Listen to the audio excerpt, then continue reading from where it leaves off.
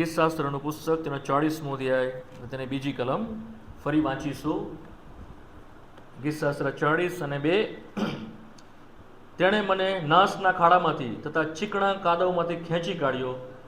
તેણે મારા પગ ખડક પર ગોઠવ્યા અને મારા ડગલા સ્થિર કર્યા. પ્રભુ આ વાંચેલા વચનને આશીષ દો. તે જ પ્રમાણે ગીતશાસ્ત્ર 61માં અને તેની બીજી કલમમાં આપણે વાંચી ગયા કે જે ખડક પર અથવા જે પર્વત પર હું મારી પોતાની મેળે ચડી શકતો નથી, તેની ઉપર તું મને લઈ જા. ગીતશાસ્ત્ર 40ની અંદર જે ખડકની વાત કરવામાં આવી છે, તે ખડક પહેલા કોરિન્થીના 10મા અધ્યાયની અંદર પ્રભુનું વચન કહે છે તે ઈસુ ખ્રિસ્ત છે. અને એ ખડકની ઉપર આપણે આવીએ તેવી આપણા પ્રભુની ઈચ્છા છે. પણ ખડક પર આવવાના માટે કે ખડકની ઉપર ચડવાના માટે આપણે ખાડામાંથી નીકળવું પડે છે. ક્યાંથી નીકળવું પડે છે? હા, કેવા ખાડામાંથી નીકળવું પડે છે? નાશના ખાડામાંથી. કયા ખાડામાંથી? હા, ધ પીટ ઓફ ડિસ્ટ્રક્શન એમ છે. ધ હોરિબલ પીટ, ભયંકર ખાડો, નાશનો ખાડો, અનંત કાળ સુધી બળનારો ખાડો. દેવના વચનમાં એ પ્રમાણે લખવામાં આવ્યું છે. ભયંકર અગ્નિવાળો એ ખાડો, તેની અંદરથી નીકળવું પડે છે, એમાંથી છુટકારો પામવો પડે છે. ત્યારે આપણે ખડકની ઉપર આવીએ છીએ અને ખડક પર આવ્યા પછી દેવે એ ખડકની ઉપર શું પ્રબંધ કર્યો છે તેની આપણને જાણકારી કે તેની માહિતી મળે છે, કે ખબર પડે છે, એનો અનુભવ આપણો થાય છે. જ્યાં સુધી આપણે ખાડામાંથી નીકળતા નથી ત્યાં સુધી આપણને ખડક વિશે કશી ખબર પડતી નથી. પણ પ્રભુની સ્તુતિ થાવ. ગીત કરતા દાઉદ એ પ્રમાણે કહે છે, ગીતશાસ્ત્ર 40:2, તે મને નાશના ખાડામાંથી તથા ચીકણા કાદવમાંથી ખેંચી કાઢ્યો. તેણે મારા પગ ખડક પર ગોઠવ્યા અને પછી શું કહે છે? સ્થિર કર્યા. તો આ 4 બાબત છે. ખાડામાંથી ખેંચી નાખ્યો, ચીકણો કાદવ કે જે મને ચોંટેલો હતો તેનાથી પણ મને કાઢ્યો, પછી કહે છે મારા પગને ગોઠવ્યા, અને ચોથું કહે છે એને સ્થિર કર્યા. મારા ડગલાને શું કર્યા છે? સ્થિર કર્યા ખડકની ઉપર. તો આ સાંજે આ 4 જે અનુભવ છે તેને આપણે જોવાના માટે પ્રયત્ન કરીશું. સૌથી પહેલાં થોડુંક એ ખડક વિશે જોઈ લઈએ. ગીતશાસ્ત્રમાં જે પ્રમાણે નોંધ્યું છે તે ઘણા બધા ગીતો એ ખડકના વિશે કહે છે કે તે મારો તારણનો ખડક છે. Is my the rock of my salvation. તે મારો તારણનો ખડક છે, તે મારો ઉદ્ધારનો ખડક છે, તે મારો ગઢ છે કે જેની અંદર હું જઈને સંતાઈ શકું એવો તે મારો ગઢ છે. એ જ પ્રમાણે જે આપણે વાંચીએ છીએ પુનઃનિયમના પુસ્તકમાં આવો, તેનો 32મો અધ્યાય. પુનઃનિયમનું પુસ્તક મૂસાના જે 5 પુસ્તકો છે તેમાંનું જે છેલ્લું પુસ્તક છે તે પુનઃનિયમનું છે. તેમાં 32મો અધ્યાયમાં આવો, પુનઃનિયમ 32 ને ત્યાં આગળ 4થી કલમ છે. વાંચીએ સાથે મળીને. 191 નંબરના પાના પર જૂના કરારમાં. થોડું ઝડપથી કાઢજો તો આપણે થોડા ઝડપથી જઈશું. પુનઃનિયમ 32 અને તેની 4થી કલમ. તે તો ખડક છે, તેનું કામ સંપૂર્ણ છે, કેમ કે તેના સર્વ માર્ગો ન્યાયી છે, ન્યાયરૂપ છે. વિશ્વાસુ તથા સત્યદેવ, તે ન્યાયી તથા ખરો છે. એ એવો ખડક છે કે જેનું કામ કેવું છે? પરફેક્ટ, સંપૂર્ણ છે. તેના સર્વ માર્ગો કેવા છે? ન્યાયરૂપ છે. તેનામાં કોઈ કચાશ નથી, તેની અંદર કોઈ જાતની ઉણપ નથી, પણ પરિપૂર્ણ એવા તેના માર્ગો છે. અને તેનું કામ પણ કેવું છે? સંપૂર્ણ છે. તે જ પ્રમાણે જો પુનઃનિયમ 32માં 31મી કલમ,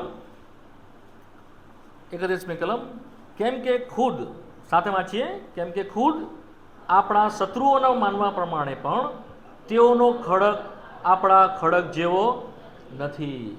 શત્રુઓ પણ કન્ફેસ કરે છે, તો કબૂલ કરે છે કે તેઓનો ખડક, ખડક એટલે સામર્થ્યવાળો દેવ. શરૂઆતના સમયમાં દેવને ખડકની સાથે સરખાવવામાં આવતા. તેઓનો દેવ એ અમારા જેવો નથી, પણ અમારા કરતાં શ્રેષ્ઠ એવો તેઓનો દેવ છે, એવું શત્રુઓ પણ કહે છે. 1 સેમ્યુઅલ, 1 શમુએલમાં આવો, તેના 2 અધ્યાયની અંદર હાન્ના જ્યારે ગીત ગાય છે ત્યારે તે ખડક વિશે કહે છે. શમુએલ, 1 શમુએલ, તેનો 2 અધ્યાય અને તેની 2જી કલમ, 248 નંબરના પાના ઉપર જૂના કરારમાં. યહોવા, સાથે વાંચીએ, યહોવા જેવો પવિત્ર કોઈ નથી, કેમ કે તારા સિવાય બીજો કોઈ નથી. વળી અમારા ઈશ્વર જેવો બીજો ખડક નથી. અમારા ઈશ્વર જેવો બીજો ખડક નથી. યશાયામાં આપણે વાંચીએ છીએ, આપણો ખડક તે સનાતન ખડક છે. યશાયા 26 અને તેની 4 કલમ, યશાયા 26:4 વાંચો. કોઈને મળે તો મળ્યું? હા હા, યહોવા દેવ કેવો છે? ઇટર્નલ રોક. કેવો છે? સનાતન ખડક છે. કેમ તે સનાતન ખડક છે? કારણ કે તે યુગોથી છે અને અનંત કાળથી તે છે. તે આદિ તથા અંત છે. તે આલ્ફા તથા ઓમેગા છે. તેના વર્ષોનો કોઈ દિવસ આરંભ થયો નથી અને તેનો અંત પણ નથી. એવો આપણો દેવ કેવો છે? સનાતન પરમેશ્વર છે, અનંત કાળનો અનંત ઈશ્વર છે. એવો આપણો ખડક છે. તો એવા ખડકની ઓળખાણમાં આપણે આવીએ તેવી તેની ઈચ્છા છે. બટ મુશ્કેલી ક્યાં પડે છે? એ ખડક પર આવવા માટે સૌથી પહેલાં આપણે ખાડામાંથી નીકળવું પડે છે. દેવનું વચન કહે છે કે આપણે એ ખાડાની અંદર પડેલા છે, એ નાશના ખાડાની અંદર પડેલા છે.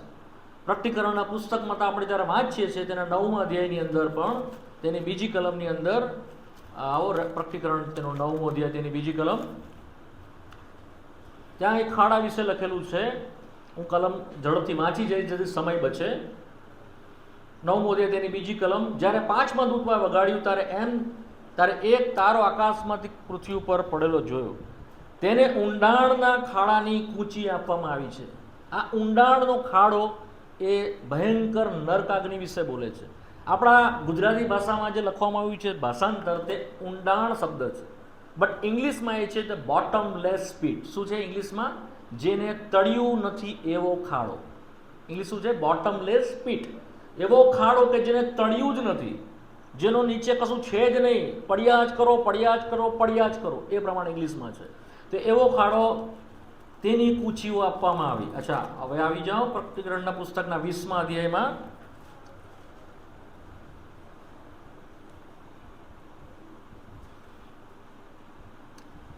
એક તો 19મા અધ્યાયમાં પહેલા તો વાંચીશું પ્રકટીકરણ 19 અને તેની 20મી કલમ. એ ખાડાની અંદર કોને નાખવામાં આવ્યા? પ્રકટીકરણ 19 ને 20 વાંચો. હા હા હા હા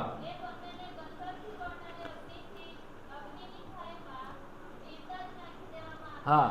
સૌથી પહેલા એ અગ્નિની ખાઈમાં કોણ જશે? સ્વાપદ, કે જે કોણ છે? ખ્રિસ્ત વિરોધી છે. તેની સાથે કોને નાખવામાં આવશે? જુઠ્ઠા પ્રબોધકો. અચ્છા, હવે 20મો અધ્યાય તેની 1લી કલમ વાંચો. હા હા હા, સાંકળ લઈને એક દૂત આવે છે, તેને પણ ઊંડાણની કૂચીઓ આપવામાં આવી. એ નરકાગ્નિની ચાવી આપવામાં આવી બીજા અર્થમાં. હવે 20મો અધ્યાયમાં આવો, 10મી કલમ વાંચો. હા હા હા હા હા. સ્વાપદ, પ્રબોધકો જુઠ્ઠા, પછી કોણ છે? શૈતાનને પણ તેની અંદર નાખી દેવામાં આવ્યો. ઓકે, હવે વાંચો 14મી કલમ. હા હા. અચ્છા, બીજા કોને નાખવામાં આવ્યા? મરણને અને હાડેસને એ ખાઈમાં નાખી દેવામાં આવ્યા. 15મી કલમ. હા. અચ્છા, હવે એમ કે છે કે જેઓના નામ જીવનના પુસ્તકમાં નથી એઓને પણ અંદર નાખી દેવામાં આવ્યા. કોણ છે તેઓ? 21મો અધ્યાય 8મી કલમ. હા હા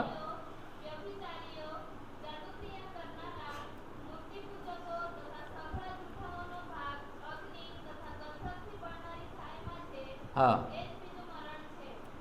આ બધાને પણ નાખી દેવામાં આવ્યા. સો ધ્યાનથી સમજવા પ્રયત્ન કરીએ. આ જે ઊંડાણ છે, આ જે ભયંકર ખાડો છે, કે જેના વિશે દાઉદ કહે છે કે મને એમાંથી ખેંચી કાઢવામાં આવ્યો, મને એમાંથી બહાર કાઢવામાં આવ્યો, મને એમાંથી બચાવી લેવામાં આવ્યો.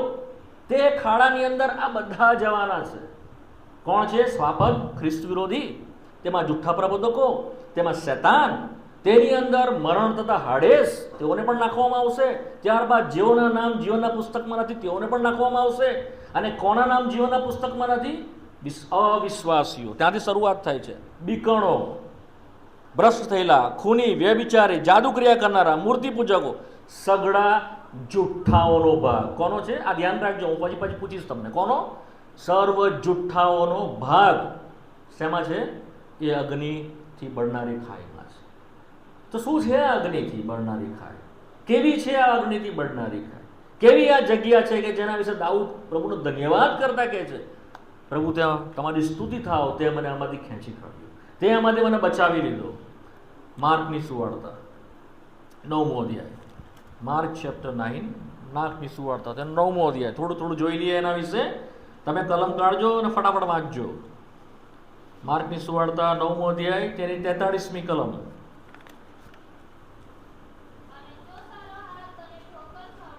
હા હા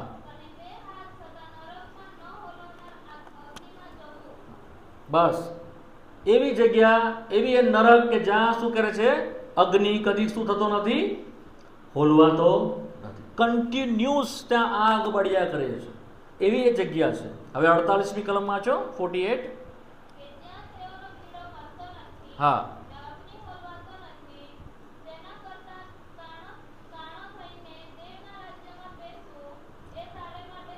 હા, અગ્નિ હોલવાતો નથી. શું કે છે? કીડો મરતો નથી. જ્યાં આગળ ડેથ નથી, પણ બળ્યા જ કરવાનું, સતત બળ્યા કરવાનું, પણ ભસ્મ નહીં થવાનું. એવી એ જગ્યા જ્યાં કીડો પણ મરતો નથી. હવે આવી જાઓ ફર્સ્ટ પીટર, પહેલા પીટર, બીજું પીટર 2 અને 4, સેકન્ડ પીટર 2 અને 4. હા હા હા, એવો ખાડો કે જ્યાં આગળ ડાર્કનેસ છે. શું છે? અંધકાર છે. Throughout there is no light. ત્યાં પ્રકાશ છે જ નહીં. સ્વર્ગ વિશે લખવામાં આવ્યું છે પ્રકટીકરણ 21મા અધ્યાયની અંદર, દેવ તેઓનો પ્રકાશ છે અને ખ્રિસ્ત તેઓનો દીવો છે. ત્યાં આગળ આ જ્વાળું સતત રહેશે, પણ એનાથી અપોઝિટ, તેનાથી અલગ અથવા વિરુદ્ધ નરકની અંદર સતત અંધકાર, સતત બળવાનું અને ખોલવાય નહીં એવી અગ્નિ સતત બળ્યા કરે. જ્યાં આગળ સતત નીચે ખાડો પડ્યા જ કરે. બોટમલેસ પીટ. બોટમલેસ પીટ એટલે શું? તમે અંતરિક્ષ જોયું છે કદી? અંતરિક્ષ એના વિશે સાંભળ્યું છે? અંતરિક્ષને તળિયું નથી. પૃથ્વી તમને ખબર છે ફોલ થયા કરે છે, પડ્યા જ કરે છે. પૃથ્વી શું કર્યા કરે છે? પડ્યા જ કરે છે. બધા ગ્રહો પડ્યા જ કરે છે થ્રુ આઉટ. કોઈ તેને આધાર નથી ઇટર્નિટી સુધી. તો એવી એ જગ્યા કે જ્યાં આગળ શું છે? અંધકાર છે. યહૂદા તેનો 13મી કલમ, યહૂદા 1 જ અધ્યાય છે, 13મી કલમ આવો, 241 નંબરના પાના પર નવા કરારમાં. યહૂદા 1 ને 13.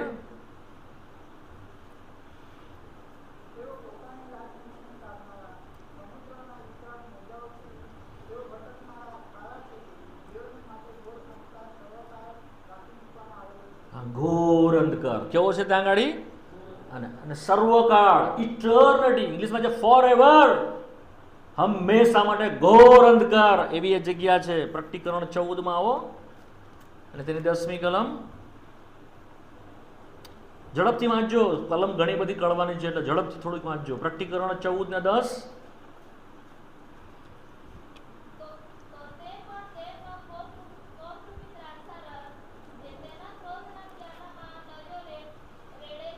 હા, ક્રોધનો પ્યાલો. અચ્છા, પછી? હા હા, અગ્નિ અને ગંધક ત્યાં આગળ રહેશે. પછી 11મી કલમ. ફોર એવર સ્મોક, ધુમાડો, તેઓની પીડાનો ધુમાડો, બળતણનો ધુમાડો નહીં. શું કહે છે? તેઓની પીડાનો ધુમાડો. ધેટ મીન્સ તેઓની ક્રાય, તેઓનું રુદન, ઉપર ને ઉપર, ઉપર ને ઉપર સતત ચડ્યા કરશે. તેઓનો એક કદી વિસામો મળશે. તે છે નરક. સમજ પડે છે નરક શું છે? નરક એ કોઈ વાર્તા નથી, નરક એ કોઈ સ્ટોરી નથી, કોઈ કલ્પના નથી. ઇટ ઇઝ અ રિયલ વાસ્તવિકતા છે. દેવનું વચન જ ખાલી એને પ્રગટ કરે છે કે નરક શું છે. એ જ હું તમારી આગળ વેચી રહ્યો છું. નરક કોઈ આપણને બીવડાવવા માટેની કોઈ વાર્તા નથી કે આપણને બીક લાગે એટલા માટે. ના, ઇટ ઇઝ અ રિયલ વાસ્તવિકતા છે. જેમ તમે ને હું છું, જેમ આ મકાન વાસ્તવિક છે, જેમ આ ગામ વાસ્તવિકતા છે, જેમ આ ભારત દેશ વાસ્તવિકતા છે. કદાચ તમે ચીન વિશે નહીં સાંભળ્યું એટલે ચીન નથી એવું નથી, ચીન છે. તમે જાપાન વિશે નહીં સાંભળ્યું હોય તો જાપાન ગયા નહીં હોય એટલે જાપાન દેશ નથી એવું નથી, જાપાનનું દેશ છે. અમેરિકા ગયા નથી એટલે અમેરિકા નથી એવું નહીં, છે. ઇન ધ સેમ મેનર નરક છે, એની વાસ્તવિકતા છે. જો આપણે જોઈશું પ્રભુની ઈચ્છા છે તો આજે. હવે યહૂદા 6 પાછા આવી જાઓ. યહૂદા 1:6. યહૂદાનો પત્ર તેનો પહેલો અધ્યાય તેની 6ઠી કલમ.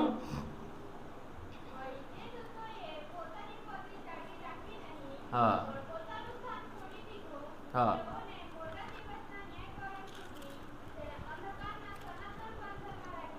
સનાતન બંધનમાં. કેવી જગ્યા છે? Bondage of eternal. આ તો બોન્ડેજ ફોર એવર. એ બંધન છૂટશે નહીં. પાપનું બંધન છૂટી જાય છે, પ્રભુની સ્તુતિ થાવ. અત્યારે અંધકારના સામ્રાજ્યથી છૂટી જવાય છે, પ્રભુની સ્તુતિ થાવ. આ પૃથ્વી પર છે આપણને તક મળે છે, હજુ પણ આપણને છુટકારા માટે આપણા માટે આશા છે, પ્રભુની સ્તુતિ થાવ. તે જગ્યા ઉપર બોન્ડેજ છૂટશે નહીં. શું કહે છે? સનાતન બંધનમાં ઇટર્નલ બોન્ડેજ છે. હવે આવી જાઓ યશાયા 66માં. યશાયાનું પુસ્તક તેનો 66મો અધ્યાય. યશાયા 66 ને 24. ઝડપથી. હા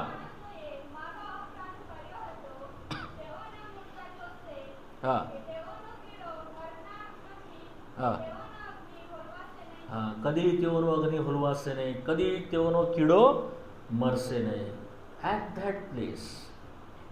તમને ખબર છે, આજે જો પ્રભુનો વિશ્વાસ નથી કર્યો, પ્રભુનો જીવન નથી સોંપ્યું, એવા દરેક પૃથ્વી ઉપર જન્મનારાઓનો ત્યાં આગળ નોંધણી થયેલી છે. બધા જ ત્યાં જવાના. એ નરકની સામે લોકો દોડ મૂકી રહ્યા છે. એ ત્યાં આગળ આપણો જીવનનો વિસામો ત્યાં પૂરો થવાનો છે જો પ્રભુને સ્વીકારીશું નહીં તો. જો સુવાર્તાને સાંભળીને કાન બંધ કરી દઈશું તો. જો પ્રભુનું આમંત્રણ આપણને આવશે, મારા દીકરા મારી પાસે આવ, મારા દીકરા પસ્તાવો કર, તારું જીવન મને સોંપ, એ વાતને જો તમે નકારતા રહેશો, વાલાઓ, દેવના વચનના અધિકારની સાથે તમારી સાથે વાત કરતા તમને કન્ફર્મ કરીએ છીએ, તમારું જે ડેસ્ટિનેશન છે, તમારી જે છેલ્લી જે જગ્યા છે જે જવાની, એ આ જગ્યા છે. સમજાય છે મારી વાત? We must go there. આપણે ત્યાં જવું જ પડશે. આપણને કોઈ છોડાવી નહીં શકે, આપણને કોઈ ત્યાંથી બચાવી નહીં શકશે. વાંચીએ અય્યુબનું પુસ્તક 10મો અધ્યાય. અય્યુબનું પુસ્તક 10મો અધ્યાય 21મી કલમ 22મી કલમ. વાંચો.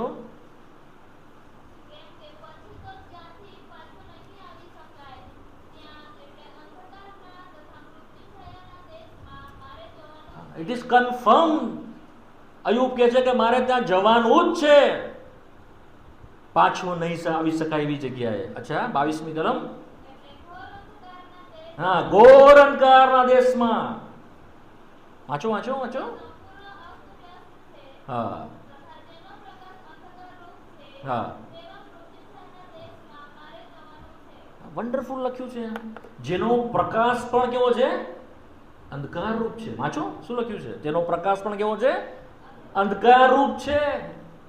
એવા મૃત્યુ છાના દેશમાં મારે જવાનું છે, જ્યાંથી પાછો નહીં આવી શકું.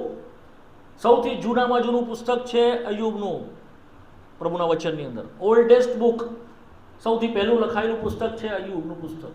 ત્યાંથી અય્યુબ એ વાતને નોંધે છે. એને ખબર છે કે મારે ક્યાં જવાનું છે. ત્યાંથી છૂટી શકાય, ત્યાંથી બચી શકાય એવી કોઈ વ્યવસ્થા નથી. ગલાઓ માટે તે આ પ્રમાણે કહે છે. હવે આવી જાઓ એક્લેસિયા એટલે સભા શિક્ષક 11મો અધ્યાય. સભા શિક્ષકનું પુસ્તક 11મો અધ્યાય. યશાયાના પહેલા આવશે.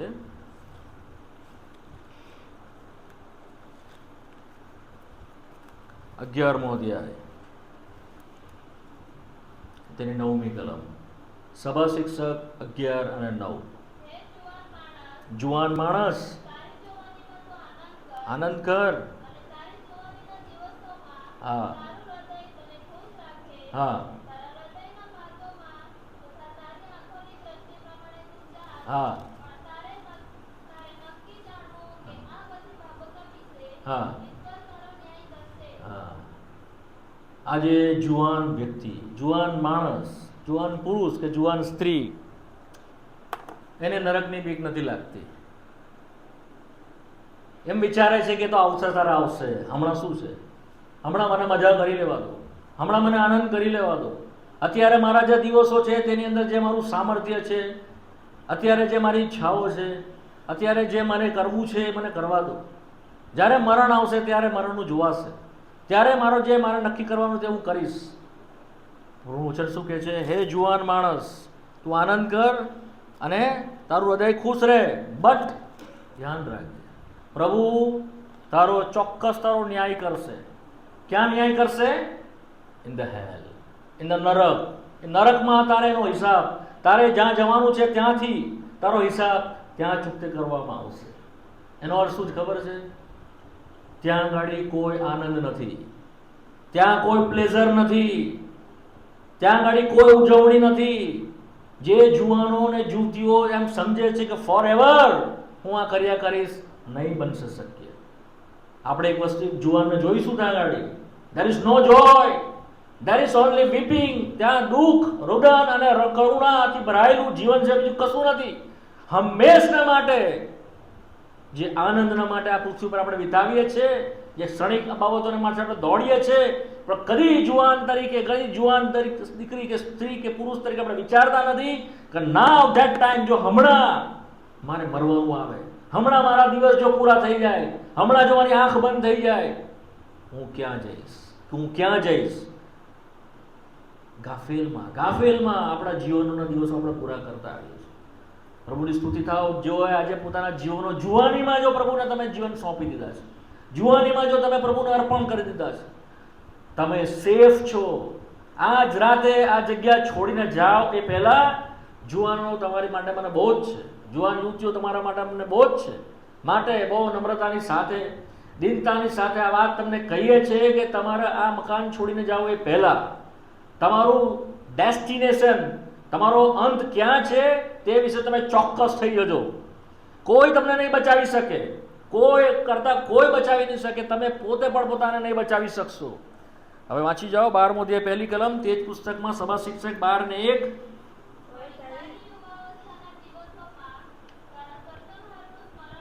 અચ્છા, માઠા દિવસ આવ્યા પહેલા. હા, હવે સુખ નથી, તે આવ્યા પહેલા એનું સ્મરણ કર. કોનું? તારા સર્જનાનું સ્મરણ કર. કમ ટુ યોર ક્રિએટર, જે તમને ઉત્પન્ન કર્યા છે, જેણે તમને બનાવ્યા છે, એની તરફ ફરો, એની પાસે આવો, એમ કે છે સભા શિક્ષક. માઠા દિવસ આવ્યા પહેલા. એ માઠા દિવસની આરંભ થશે જ્યારે તમે આ પૃથ્વીને છોડશો. માઠા દિવસ એટલે દુઃખના દિવસ નથી, માઠા દિવસ એટલે રુદનના પૃથ્વી ઉપરના દિવસ નથી, માઠા દિવસ એટલે તમે માંદા પડી જાઓ તે દિવસ નથી. ખરાબ દિવસનો આરંભ ત્યારે થશે કે જ્યારે તમે પૃથ્વીને છોડી દેશો. કારણ કે કૃપા પછી બંધ થઈ જશે, તપ પછી બંધ થઈ જશે, દેવની વાણી કે જે તમારા કાનમાં નિરંતર આવ્યા કરે છે બંધ થઈ જશે, પ્રભુનું જે ડીલિંગ તમારી સાથે કર્યા કરે છે એ બંધ થઈ જશે, પ્રભુના સેવકોની જે વાણી તમારી સુધી પહોંચે છે બંધ થઈ જશે.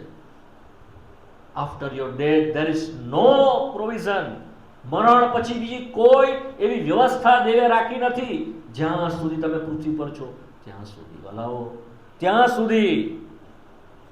અચ્છા, હવે વાંચો તેની છેલ્લી કલમ, 14મી કલમ.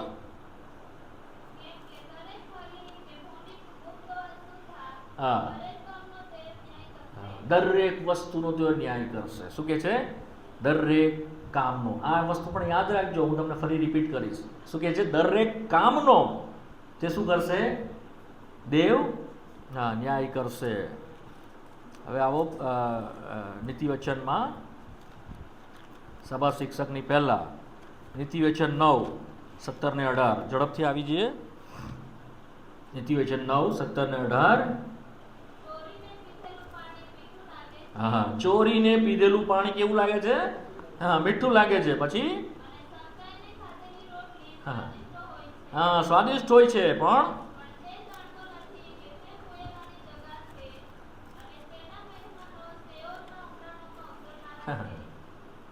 આ પૃથ્વી પર જો આમ સમજતા હોય જુવાન તરીકે, આમાં આનંદ છે, આની અંદર ખુશી છે. જે કંઈ તમે કરો છો, અહીંયાથી બોલવા માંગતો નથી કે જે ભયંકર બાબતો જે આપણને શૈતાન પાપની બાબતોને મધ લગાવીને આપે છે, એ ઝેર છે. એને સારો આડંબર અડાવીને આપે છે. આમાં કંઈ ખોટું નથી. આ તો બધા કરે, આવું તો કરવાનું જ હોય. આમાં મજા છે, આમાં આનંદ છે. ચોરીને પીધેલું એ કેવું લાગે છે? મીઠું લાગે છે. એવી રોટલી કેવી છે? સ્વાદિષ્ટ લાગે છે, પણ જાણતો નથી કેવી જગ્યા છે? The place of death. મરણ જાય છે ત્યાં. અને તેનો કેવો છે? તેના મહેમાનો શેઓલના ઊંડાણમાં ઉતરનારા છે. આ વાત સમજવાના માટે એક પ્રભુના તો નહીં, પણ એક વ્યક્તિને કઠણ પડી. લુકની સુવાર્તા 16મો અધ્યાય. લુકની સુવાર્તા 16મો અધ્યાય. Kindly turn with me fast. થોડા ઝડપથી આવજો, કારણ કે પૂરું નહીં થાય બધું મારાથી પછી, કારણ કે આપણે થોડું લેટ શરૂ કર્યું છે. લુકની સુવાર્તા 16મો અધ્યાય. ઝડપથી આવો. ત્યાં આગળ 19મી કલમથી લઈને 31મી કલમ છે, પણ આખું અધ્યાય નહીં વાંચીએ. પણ ત્યાં આગળ જે વાર્તા છે તે તમને ટૂંકાણમાં કહી દઉં. આગળ લાજરસની વાર્તા છે, અને બીજો એક છે તે કોણ છે? શ્રીમંત છે. તમે સાંભળેલી છે વાર્તા? લાજરસની અને શ્રીમંત માણસની વાર્તા સાંભળી છે? હા કે ના? અચ્છા, વેરી ગુડ. પ્રભુની સ્તુતિ થાવ. એ વાર્તામાં આપણે જોઈએ છીએ કે શ્રીમંતને બહુ સારા દિવસો હતા, આનંદ અને પ્રમોદમાં તેણે વિતાવ્યા. પણ લાજરસને કેવા દિવસો હતા? આનંદના પ્રમોદના દિવસ નહોતા. એણે દુઃખમાં વિતાવ્યા આ પૃથ્વીની ઉપર. પરંતુ જ્યારે બંને મરી ગયા ત્યારે એકને ઇબ્રાહીમની ગોદમાં, જે પારાદેશ છે, ત્યાં લઈ જવામાં આવ્યો. કોને? લાજરસને. પરંતુ શ્રીમંત ક્યાં ગયો? હાડેસમાં. ક્યાં ગયો? હાડેસમાં ગયો. હવે હાડેસથી શું તે બૂમ પાડે છે? વાંચો 24મી કલમ. અચ્છા, હા હા હા હા હા હા, વેદના પામું છું. જો 23મી કલમનો પહેલો ભાગમાં વાંચો, ત્યાં લખ્યું છે, હાડેસમાં પીડા ભોગવતા તેણે પોતાની આંખો ઊંચી કરીને વેગળેથી ઇબ્રાહીમને તથા તેની ગોદમાં બેઠેલો લાજરસને જોયો. એ વેદનામાં છે, અને કોને જુએ છે? લાજરસને જુએ છે. વચન કહે છે તે પીડા ભોગવતો હતો. શું કરતો હતો તે? હાડેસમાં પીડા ભોગવતો હતો. ત્યાંથી તેણે ઘાંટો પાડીને બૂમ પાડીને કહ્યું કે મારા પર દયા કર. નાઉ હી આસ્કિંગ ફોર ધ મર્સી. હવે દયાની માંગ કરે છે, દયાના માટે બૂમ મારે છે, દયાના માટે પ્રભુને રુદન કરે છે. પાણીના બોડીને તારી જીભ, મારી જીભને ઠંડી કરે, કેમ કે આ બળતામાં હું શું પામું છું? વેદના પામું છું. 24મી કલમ. 25મી કલમમાં કહે છે તે વેદના પામે છે, પરંતુ તે દિલાસો પામે છે. લાજરસ ભૂંડામાં પામ્યો હતો, પરંતુ તું સારાવાના પામ્યો હતો. તેને સંભાળ. 27મી કલમ વાંચો. હા, બાપ હું તને વિનંતી કરું છું, ઘેરે મોકલ. પછી 28મી કલમ. હા, સાહિત્ય એટલે સાક્ષી આપે. તેઓ પણ આ પીડામાં આવી પડે. આ કોઈ વાર્તા નથી, આ પ્રભુએ પોતે કરેલી વાત છે. ઈસુ ખ્રિસ્તના મોંથી નીકળેલી આ વાત છે. એણે નોંધેલી વાત આ છે. જે પીડા ભોગવતો હતો તે ત્યાંથી બૂમ પાડીને કહે છે. સંભળાય તેની પ્રાર્થના. હા કે ના? સંભળાય? પ્રાર્થના સાંભળી પ્રભુએ? બોલો ને, તમે તો ભૂત જેવા બેઠા છો. બોલો, પ્રાર્થના સંભળાય? મરસી તો છે જ નહીં, દયા તો થશે જ નહીં, કૃપા તો થશે જ નહીં, પ્રાર્થના પણ નહીં સાંભળવામાં આવે ત્યાંથી. Your petition will be fail. તમારી વિનંતી ના મંજૂર થશે. ન કેવળ તમારા માટે, બીજાઓને માટે પણ કોઈ આશા નથી. તે કહે છે મારી જગ્યાએ આ લોકો આવી પડે, તું કોઈને મોકલ, કોઈકને મોકલ કે જેથી કરીને તેઓ બચી જાય, તેઓ બચી જાય. અચ્છા, શું કહે છે? 30મી કલમમાં છો? હા હા, એમ નહીં. હા હા, તો તેઓ શું કરે? શું કરે? હવે એને ખબર પડી, પસ્તાવો કરે. એનો અર્થ શું છે? તે પોતે પસ્તાઈ રહ્યો છે, એને ખબર પડી રિપેન્ટ કરવાનું છે. But repentance not acceptable in the hell fire. નર્ક અગ્નિની અંદર પસ્તાવો પણ માન્ય નહીં થાય. પ્રાર્થના પણ નહીં સંભળાય, દયા પણ નહીં આપવામાં આવે, કૃપા પણ નહીં આપવામાં આવે, પસ્તાવો પણ માન્ય નહીં કરવામાં આવશે આપણો. ટેરિફિક, કેવી ભયંકર અવસ્થા, કેટલી દુર્દશા આપણી વિચિત્ર થઈ પડશે. જેને સાંભળવાના કાન છે તો સાંભળે. Be careful about the voice of the lord. દેવની જે વાણી છે તેને ગંભીરતાથી જો નહીં લો, એની ઉપર તમે પગ મૂકીને ચાલશો પ્રભુના પ્રેમની ઉપર, એક સમય એવો આવશે તમારા રુદનનો માટે પણ કોઈ જવાબ નહીં હોય, તમારી પ્રાર્થના પણ સાંભળવામાં નહીં આવે, તમને પસ્તાવાની તક પણ આપવામાં નહીં આવે. 31મી કલમ વાંચો, ઝડપથી વાંચો. હા હા હા, આ આપણી ટ્રેજેડી છે, આ આપણી મુશ્કેલી છે. આપણને સાઇન જોઈએ છે, આપણને ચમત્કાર જોઈએ છે. કોઈ મરેલામાંથી ઉઠીને આવે તો અમે વિશ્વાસ કરીશું. કોઈ સાક્ષી થાય, કોઈ સાઇન થાય, કોઈ ચમત્કાર થાય તો અમે માનીશું. આ આપણી માનસિક સ્થિતિ છે વાલાઓ. આ આપણી વાતો પ્રગટ કરીએ છીએ આપણે. એ જ રીતે આપણને આવા વાનાઓની જરૂર છે. માટે આપણા હૃદયમાં પસ્તાવો ઉત્પન્ન થતો જ નથી. પ્રભુનું વચન સાફ કહે છે કે જો આ લખેલું વચન તેઓ નહીં માને, જો પ્રબોધકોની વાત તેઓ નહીં માને, તો ચમત્કાર કરવામાં આવે, એટલે કે મરેલાને જો ઉઠાડીને મૂકવામાં આવે તો તેઓ નહીં જ માનશે. They do not believe. તો પણ તેઓ નહીં જ માનશે. એનો અર્થ શું છે ખબર તમને વાલાઓ? પસ્તાવો કરનારા, પ્રભુને જીવન સોંપનારા, એવો દેવના વચનથી જ કેવળ પસ્તાવો કરી શકે છે. દેવની વાણી કે જે મરેલાના સજીવન કરે છે તેનાથી જ બદલાઈ શકે છે. મોટા મોટા કામ, મોટા મોટા ચિહ્નો તેનાથી બચશે નહીં. લોકોએ ઘણા બધા ચમત્કારો જોયા. પ્રભુ ઈસુ ખ્રિસ્તે કર્યા. તારે 5000 જમ્યા, 7000 જમ્યા, 4000 જમ્યા.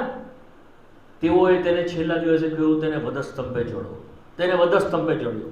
તેઓ વિશ્વાસ કરી શક્યા નહીં. ઘણા ચમત્કારો જોયા, ભૂત કાઢેલાઓને જોયા, વિશ્વાસ કરી શક્યા નહીં.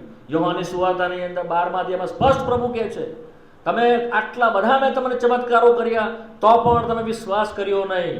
તમારા એટલે કપરનહૂમ અને ખોરાજીમને કહ્યું તને અફસોસ, કેમ કે જે કામો તમારા મધ્ય થયા, જો એ કામો સદોમ અને ગમોરામાં થયા હોતે તો તેઓ ટાટ ફોડીને પસ્તાવો કરતે, પણ તમે તે પ્રમાણે કર્યું નહીં.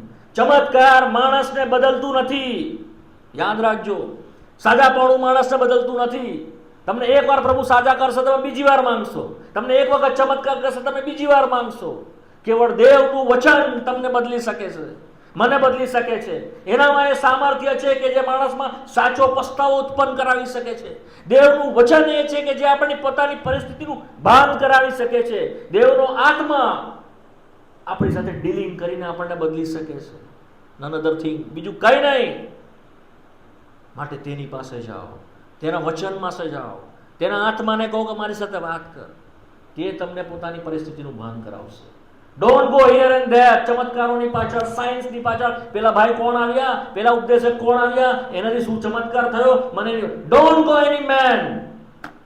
કોઈ માણસની પાછળ જશો નહીં, પ્રભુની પાસે આવો, પ્રભુની પાસે આવો. દેવનો દીકરો તમને આ ખાડામાંથી છોડાવવાના માટે આવ્યો છે, નહીં કે ચમત્કાર કરવાના માટે. દેવનો દીકરો સાજા પાડવાના માટે એક પણ રેફરન્સ મને દેવના વચનમાંથી બતાવો કે ઈસુ ખ્રિસ્ત સાજાપણું કરવા માટે આવ્યો. એક પણ નથી. દેવનો દીકરો તમને ચમત્કાર કરવા માટે આવ્યો, એક રેફરન્સ મને દેવના વચનમાંથી કાઢીને બતાવો. એક પણ નથી.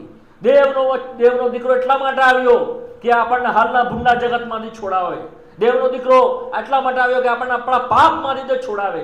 દેવનો દીકરો એટલા માટે આવ્યો કે આપણા હૃદયમાં પસ્તાવો ઉત્પન્ન કરે, આપણે દેવની સાથે સમાધાન પામીએ. તે એટલા માટે આવ્યો કે આપણા માટે મરણ પામે, આપણી અવેજીમાં તે મરાય, આપણા બદલે તે મરાય, તેનું મૂલ્યવાન લોહી ઢોળાવવા માટે તે આવ્યો. આપણે જે ન્યાયી નહોતા આપણે એનામાં ન્યાયી ઠરીએ માટે તે આવ્યો. રોમીઓનો પત્ર તેના 4 અધ્યાયની તેની છેલ્લી કલમ લખે છે, આપણા પાપોના માટે તેને પરસ્વાધીન કરવામાં આવ્યો અને આપણને ન્યાય ઠરાવવાના માટે તેને પાછો ઉઠાડવામાં આવ્યો. તો એનું મરણ બી આપણા માટે, આપણા પાપના માટે છે, એનું રેઝરેક્શન એટલે જેને ઉઠાડ્યો છે તે પણ આપણા ન્યાયપણાના માટે છે. સમજો છો મારી વાત? નથી સમજ પડતી? હા, સમજાય છે? પ્રભુ કૃપા આપે તમને વધારે સમજવાના માટે. તો આપણે જોઈ ગયા શ્રીમંતની સી દશા થઈ, ધેર ઇઝ નો હોપ. અચ્છા, હવે ઝડપથી આવી જઈએ. તો આ છે શું ને શાના માટે પ્રભુએ બનાવ્યું? માથીની સુવાર્તા એનો 25મો અધ્યાય, Matthew chapter 25 verse 41. માથી 25 ને 41મી કલમ વાંચો ઝડપથી. હા હા હા. સર્વકાલિક અગ્નિ કોના માટે તૈયાર કરેલો છે? કોના માટે? વાંચો ને અંદર શું લખ્યું છે? શું લખ્યું? નથી વાંચ્યું અંદર? સર્વકાલિક અગ્નિ કોના માટે તૈયાર કરેલો છે? શૈતાન તથા it is not made for human kind. એટલે માણસોના માટે બનાવ્યું નહોતું, એ શૈતાનના માટે બનાવેલું છે, એના ફોલન એન્જલના માટે બનાવ્યું છે. જે પ્રમાણે આપણે વાંચી ગયા 2 પિત્તરના તેના 2 અધ્યાયની અંદર તેની 4th કલમની અંદર, અંધકારના જે પડેલા લોકો હતા, પુરાતન જગત જે હતું તેઓને તેણે સનાતન બંધનમાં રાખ્યા, તેઓના માટે બનાવેલા હતા ને તેઓ ત્યાં જશે એવું પ્રભુએ ઠરાવેલું હતું. જે પ્રમાણે આપણે વાંચી ગયા કે શ્વાપ જ જશે અંદર, પ્રબોધક જશે, જે જુઠ્ઠા પ્રબોધક તેઓ જશે અને શૈતાનને તેમાં નાખવામાં આવશે. પણ જો બીજા બધા આવી કેવી રીતે અંદર ગયા, આપણો કેવી રીતે તેમાં સમાવેશ થઈ ગયો, આપણે શા માટે ખાડામાં જવું પડ્યું, આપણે એવું તો શું કર્યું કે આપણે ખાડાને યોગ્ય થઈ પડ્યા? 23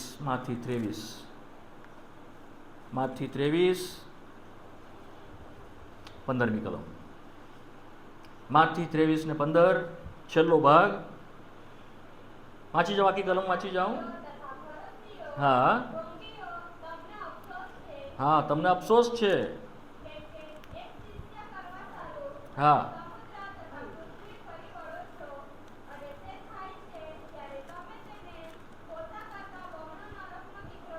હા. કોનો દીકરો બનાવો છો? કોનો? નરકનો દીકરો બનાવો છો. આપણે તો એ નરક હતું નહીં, આપણને કોઈ લાગભાગ નહોતો, કોઈ લેવા દેવા નહોતો, પણ એ વચન પ્રભુ ઈસુ ખ્રિસ્ત બોલતા એ પ્રમાણે કહે છે, તમે તેઓને નરકના દીકરા બનાવો છો. શા માટે નરકના દીકરા બન્યા? આવો યોહાનની સુવાર્તા 8મો અધ્યાય 44મી કલમ વાંચો.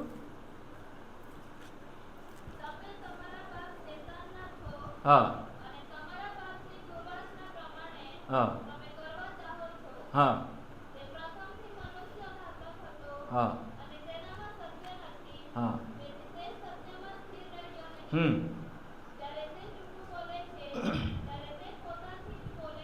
હા, તે જુઠ્ઠો અને જુઠ્ઠાનો બાપ છે. કોણ? શૈતાન. પણ વચનની શરૂઆત કરતા પ્રભુ કહે છે કે તમે તમારા બાપ શૈતાનના છો. શું કહે છે? તમે તમારા બાપ શૈતાનો છે. શૈતાન ત્યાં જવાનું છે અને આપણને નરકના દીકરા કરવામાં આવ્યા છે, કારણ કે આપણે આપણો બાપ કે જે જુઠ્ઠો અને શરૂઆતથી જુઠ્ઠું કરે છે તેને પાછળ તેના જેવા થઈ ગયા છે. માટે પ્રભુ બહુ હૃદય પર પથ્થર મૂકતા શબ્દને બોલ્યો છે, તમે તમારા બાપ શૈતાનના છો, તમે તેના દીકરા છો. એનો સ્વભાવ આપણામાં આવ્યો છે, એની વાતો આપણામાં આવી છે. જેમ તે કેવી રીતે જુઠ્ઠું બોલે છે, તે પોતાની મેળે બોલે છે. જ્યારે તે જુઠ્ઠું બોલે છે તે પોતાની જ બોલે છે, કે તે જુઠ્ઠો અને જુઠ્ઠાનો બાપ છે. આપોઆપ તેનામાંથી નીકળે છે. પાપની શરૂઆત તેનાથી થઈ જ્યારે તે લ્યુસિફર હતો. એના વિશે લખવામાં આવ્યું છે યશાયાના 14મા અધ્યાયમાં અને 28મા અધ્યાયના હઝકીએલના પુસ્તકની અંદર પૂરું માહિતી છે. ત્યાં મારે પાસે સમય નથી એના વિશે બતાવવા માટે. તો એ જે પ્રમાણે હતો તે જ પ્રમાણે આપણા થઈ ગયા છે. દેવના સંતાન, દેવનો સ્વભાવ આપણામાં રહ્યો નથી, પરંતુ આપણામાંથી જે કંઈ નીકળે છે આપોઆપ એના જેવું નીકળે છે, જુઠ્ઠા. માટે મેં તમને કહ્યું હતું, જ્યારે મેં તમને પ્રકટીકરણ 21મા અધ્યાયની કલમ મેં વંચાવી, 21મો અધ્યાય અને 8મી કલમ, ત્યારે મેં તમને કહ્યું આ શબ્દ ધ્યાન રાખજો, હું તમને પૂછીશ અથવા કહીશ, સર્વ જુઠ્ઠાઓનો ભાગ તેમાં છે. મેં કીધેલું તમને, સર્વ જુઠ્ઠાઓનો ભાગ. ન કેવળ તેનો ભાગ તેની અંદર છે, પણ એના જેવો જુઠ્ઠું બોલનારા, અથવા આપણા સર્વ જેવો જુઠ્ઠા. આપણામાં જુઠ્ઠા ઇન ધ સેન્સ આપણે જે જુઠ્ઠું બોલીએ છીએ તે નહીં, પણ બધું જ ખોટાય. કોઈ જાતની સત્યતા આપણામાં નહીં, કેવળ દેવમાં જે સત્યતા છે, બાકી આપણામાં કોઈ સત્યતા નહીં. બધું જુઠ્ઠું, બધું અન્યાય, બધી દુષ્ટતા આપણામાં જે છે તેઓનો ભાગ એ નરકના અગ્નિની કુંડમાં છે. માથીની સુવાર્તા 23મો અધ્યાય 33મી કલમ વાંચો.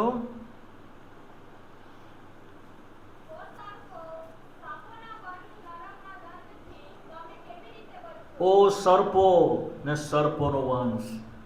જે પ્રમાણે શૈતાનના સંદર્ભમાં હતું, હવે આપણા સંદર્ભમાં કહેવામાં આવ્યું, હો સર્પોના વંશ. આ દેવનું વચન કહે છે, આ મારા શબ્દ નથી, આ હું તમને કે મને કહી રહ્યો નથી. આ દેવનું વચન જે છે કે દેવ આપણને કઈ રીતે જુએ છે.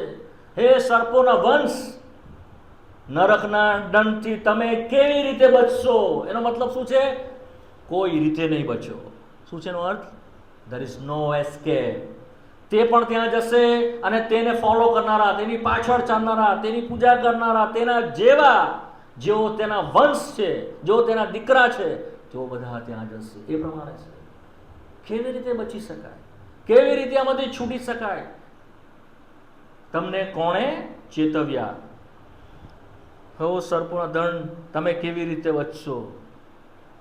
એક જગ્યાએ કહે છે કે નર્કથી બચવાને તમને કોણે ચેતવ્યા? મારા ખ્યાલથી માથીની સુવાર્તાના 4થા અધ્યાયમાં છે, જ્યારે યોહાન પસ્તાવો કરનાર એ પ્રમાણે કહે છે. જો કદાચ કલમ મળી જાય તો વાંચી નાખું. આ 3જો અધ્યાય છે. હા, માથી 3 અને 7.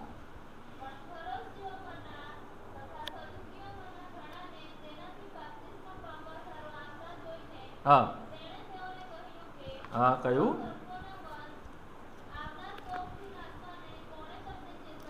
ઓ સર્પોના વંશ, આવનાર કોપથી નાશવાને કોણે તમને ચેતવ્યા? પ્રભુની સ્તુતિ થાવ. દેવનો આત્મા આપણને ચેતવે છે. દેવનો આત્મા આપણને ફરીને ફરી આપણી સાથે વાત કરે છે. દેવના સેવકોને મોકલે છે. તેની ભલી ઈચ્છા કે કોઈનો નાશ ન થાય, પણ સઘળા માણસોનું તારણ થાય, તેવી તેની ઈચ્છા છે. 1 તિમોથી 3 અધ્યાય પ્રમાણે તેની ઈચ્છા છે કે સર્વ તેની પાસે પસ્તાવો કરીને ફરે. માટે પવિત્ર આત્મા આપણને એ પ્રમાણે કહે છે યોહાનની સુવાર્તાના 16મા અધ્યાયની અંદર, તે તમને બતાવશે ન્યાયપણા સંબંધી અને ન્યાય ચૂકવવા સંબંધી. તે આપણને ખાતરી કરી આપશે. તો એ આપણને ચેતવે છે. આજે તમે જગતમાં જો કોઈની પાસે દેવની સુવાર્તા જતી જ નથી, અથવા જો જાય છે તો તેઓ ચેતવણી પામતા જ નથી. કેટલાને પ્રભુનું વચન સાંભળવા મળે છે, કેટલાની સાથે પ્રભુ ડીલ કરી રહ્યો છે. લાખો અને કરોડો લોકો છે. બટ હાઉ પ્રેસિયસ, તમે કેટલા બધા મૂલ્યવાન, જો કે થોડાક છો. અહીંયા ગામના આટલા ભીતર સુધી દેવની સ્પષ્ટ વાણી, હું અનુભવ સાથે તમને કહું છું, બહુ ચોખ્ખું દેવે તમને અહીં આગળ સંભળાવ્યું છે. બહુ સ્પષ્ટ રીતે, દ્રષ્ટાંતોમાં નહીં, કહેવતોની અંદર નહીં, પણ સ્પષ્ટપણે દેવનું વચન આપણી સુધી પહોંચે છે. બધાને આ તક મળતી નથી. અમે જોયા છે ઘણા બધા મરણની પથારી સુધી પહોંચી જાય છે, તેઓનો જીવનનો અંત આવી લાગે છે, ત્યાં સુધી સુવાર્તા બી તેઓ સાંભળી નથી. ઈસુનું નામ ખાલી સાંભળ્યું છે, બીજી કોઈ સ્પષ્ટ સુવાર્તા તેઓને મળી નથી. વારંવાર તક નથી મળી. આપણને કેટલી બધી તક મળે છે, કેટલી બધી વખત પ્રભુનો આત્મા આપણી સાથે વાત કરે છે. તમને કોણે ચેતવ્યા? આવનાર નાશથી બચવાના માટે કોણે તમને ચેતવ્યા? દેવનો આત્મા આપણે ચેતવી રહ્યો છે. દેવનો આત્મા આપણે પસ્તાવો કરે માટે આપણા હૃદયની સાથે ટંટોળી રહ્યો છે, આપણી સાથે વાત કરી રહ્યો છે. કોણ એનાથી બચશે? કેવી રીતે બચશે? પ્રભુની સ્તુતિ થાવ. કેવળ પ્રભુએ આ યોજના કરી અથવા તો પ્રયોજન કર્યું, બીજું કોઈ રીતે બચી શકાતું નહોતું. આવો ગીતશાસ્ત્રનું પુસ્તક, સામ ગીતશાસ્ત્રનું પુસ્તક,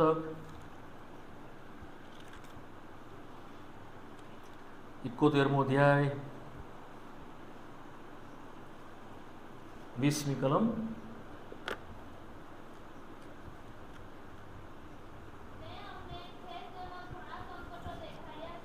હા,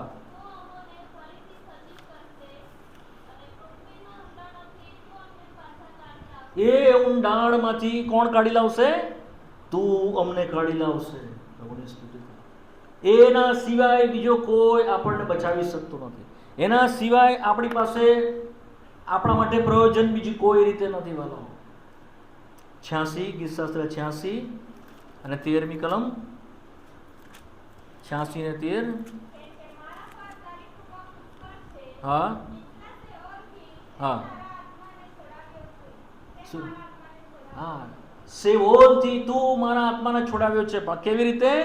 મારા પર તારી કૃપા પુષ્કળ છે. થ્રુ ગ્રેસ, એ કૃપાથી આપણને બચાવવામાં આવ્યા છે. એ કૃપા તેને તેના દીકરા પ્રભુ ઈસુ ખ્રિસ્તની મારફતે મોકલી. તીતસનો પત્ર, આવો તીતસ નવા કરારમાં. હું તમને વાલાઓ આ બધું વચનમાંથી બતાવું છું. આ કંઈ મારી ફિલોસોફી નથી, આ બધી કંઈ હું સ્ટડીઝ તો તમારી સાથે નથી વેચી રહ્યો. દેવનું વચન જે છે તે સીધું સીધું તમારી સાથે એક એક કલમ ખોલીને બતાવું છું, જેથી તમે સમજો. તીતસનું પત્ર 2 અધ્યાય 11મી કલમ. હા, દેવની કૃપા જે માણસોનું તારણ કરે છે તે શું થઈ છે? પ્રગટ થઈ છે. એની ભલી ઈચ્છા, એની કૃપા આપણને તારણને માટે જે માર્ગ જે છે તે તરફ લઈ જાય છે. રોમીઓનો પત્ર તેનો 6ઠ્ઠો અધ્યાય તેની 23મી કલમ. રોમી 6 અને 23. હા,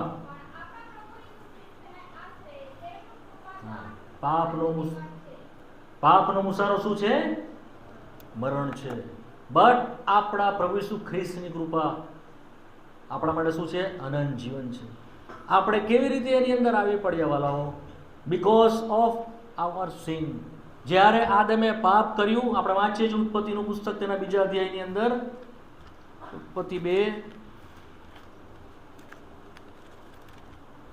અને તેની 17મી કલમ વાંચો. હા હા હા હા, જે દિવસે આદમે પાપ કર્યું તે જ દિવસે તેના માટે મરણ નિર્માણ થઈ ગયું. તે જશે ત્યાં ગાડી, કોઈ એસ્કેપ નથી, એના સિવાય કોઈ બચવાનો માર્ગ નથી. એના માટે રોમીઓનો પત્ર તેનો 5મો અધ્યાય,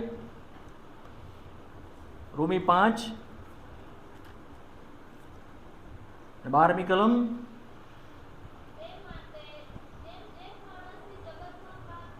હા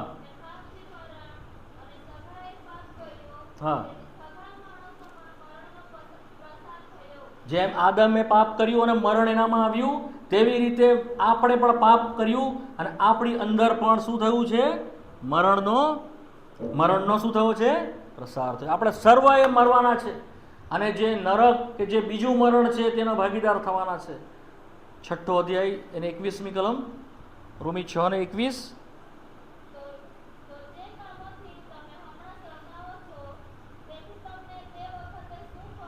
હા, કેમ કે તે કામોનું પરિણામ. આ જ્યારે મેં તમને વંચાયું હતું સભા શિક્ષકનું પુસ્તક તેનો 12મો અધ્યાય ત્યાં પણ મેં લખ્યું તારા દરેક કામનો દેવ શું કરશે? ન્યાય કરશે. આ કામનો ન્યાય શું છે? કેમ કે તે કામોનું પરિણામ શું છે? મરણ છે. અવર વર્ક, ખરાબ કામનો ન્યાય તો પ્રભુ કરશે જ. આપણા સારા કામ પણ તેની દ્રષ્ટિમાં મેલા ચિત્રા સમાન છે. યશાયાના પુસ્તકના 66મા અધ્યાયમાં લખેલું છે, 61મા અધ્યાયમાં લખેલું છે. તેમાં પણ આપણે શું છે? આપણા મરણ ઉપજાવીએ છીએ. આપણા કામો દ્વારા પણ આપણે મરણ ઉપજાવીએ છીએ. અને તેની 22મી કલમનો છેલ્લો ભાગ, 22મી કલમ. હા હા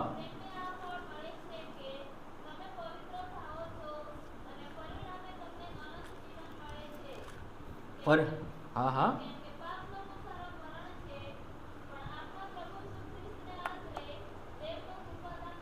આપણે મરણના અધિકાર નીચે હતા, મરણ પામવાને યોગ્ય હતા, અને દેવ આપણને નરકમાં નાખી દે એની પૂરેપૂરી આપણી યોગ્યતા છે.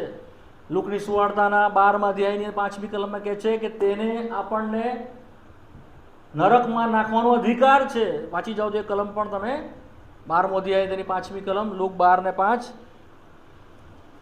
ઝડપથી વાંચો. લુક 12:5. હા હા હા હા તેનાથી બીવો. કેમ કે છે? નરકમાં નાખી દેવાનો તેનો અધિકાર છે. ઘણા બધા એમ કે છે અમારી પર કેવળ અમારો અધિકાર છે, અમને શિક્ષા કરવાનો દેવને શું અધિકાર છે? દેવે આપણને બનાવ્યા છે વાલાઓ, આપણે તેના મહિમાના માટે છે, આપણે તેની સેવાના માટે છે.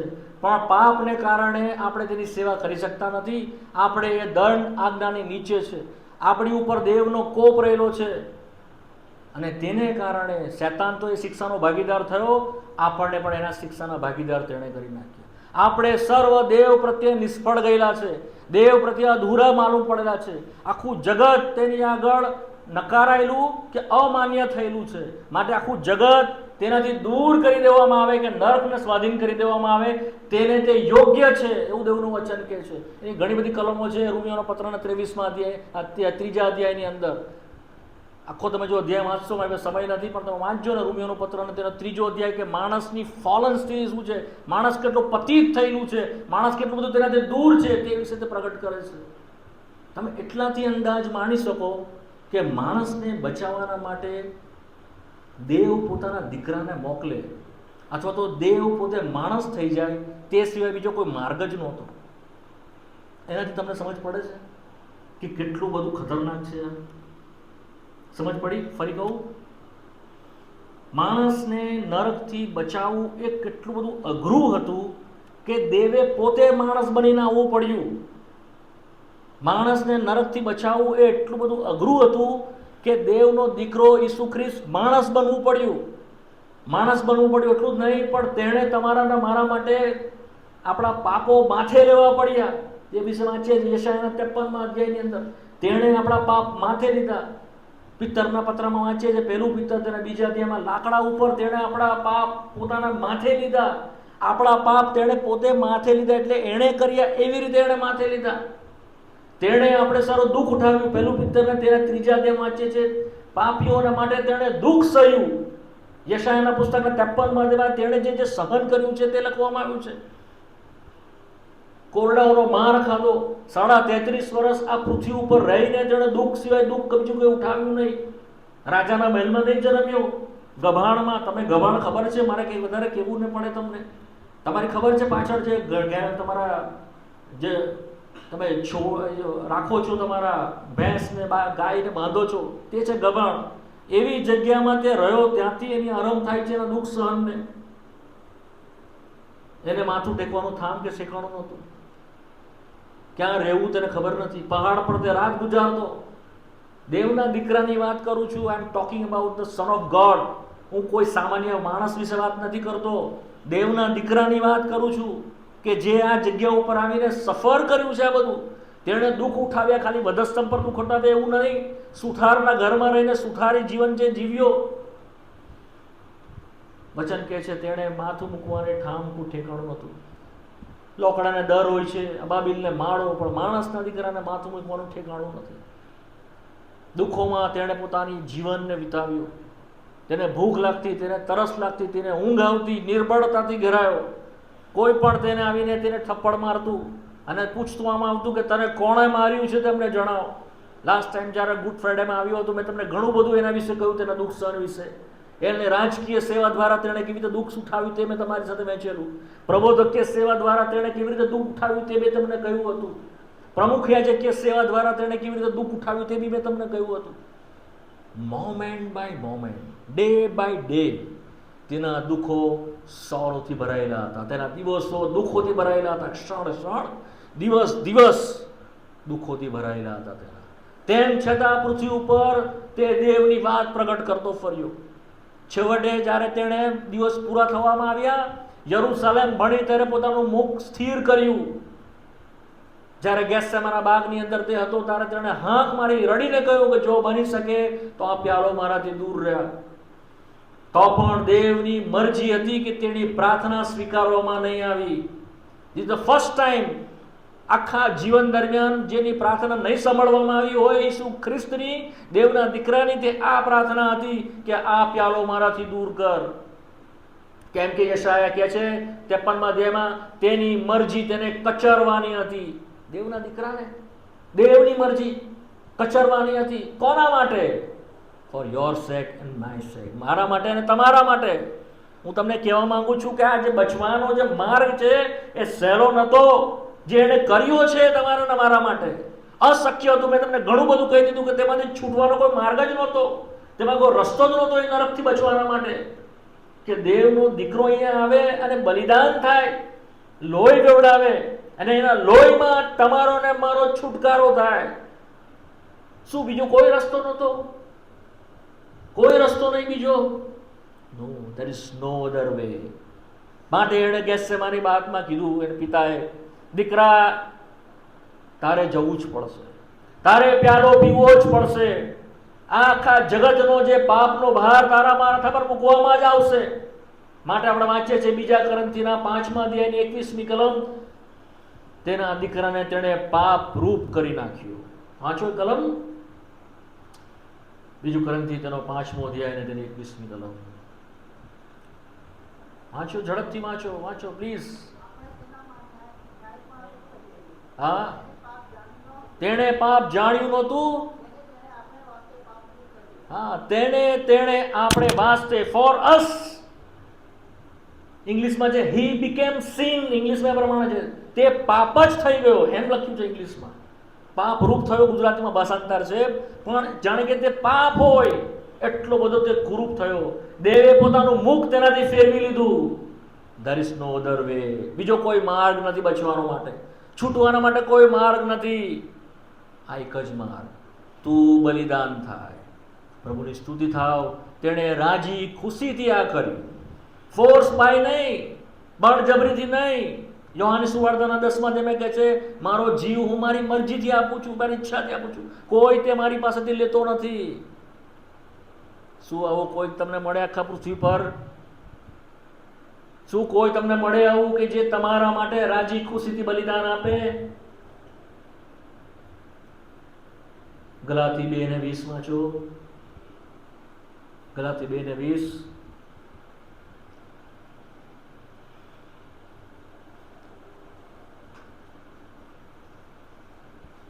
વાંચો વાંચો, ઝડપથી વાંચો મારાઓ.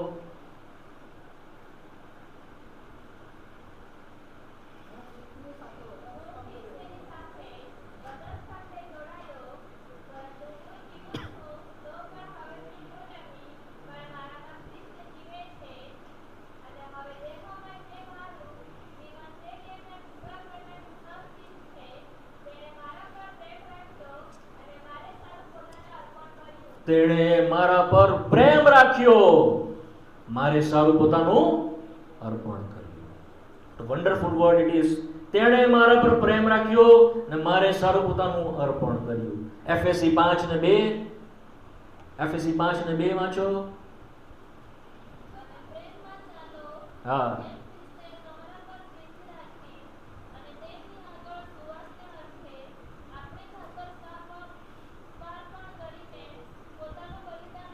સ્વાર્પણ કરીને પોતાનું બલિદાન, તેણે આપણી પર પ્રેમ રાખ્યો અને સુવાસને અર્થે તેણે પોતાને આપી દીધો.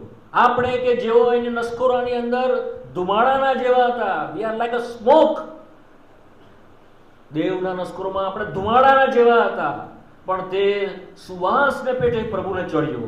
એનું બલિદાન આપણા માટે માન્ય કરવામાં આવ્યું, માન્ય અર્પણ કરવામાં આવ્યું. માટે તેના એક જ બલિદાનથી આપણને હંમેશને માટે સુરક્ષિત કરવામાં આવ્યા. એ છે કૃપા. શું છે?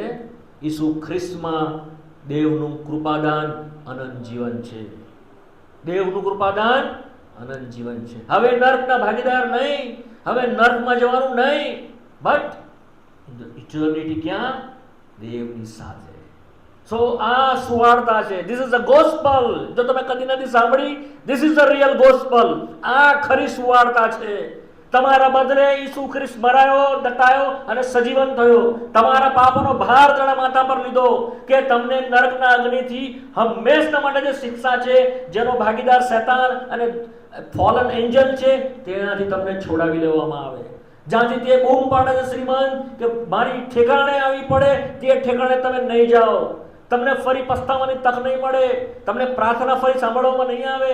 ફરી તમારા માટે દયા કે કૃપા દેખાડવામાં નહીં આવે. પણ પૃથ્વી ઉપર તમે બચવાનો તમારા માટે વારંવાર સમય આપવામાં આવે.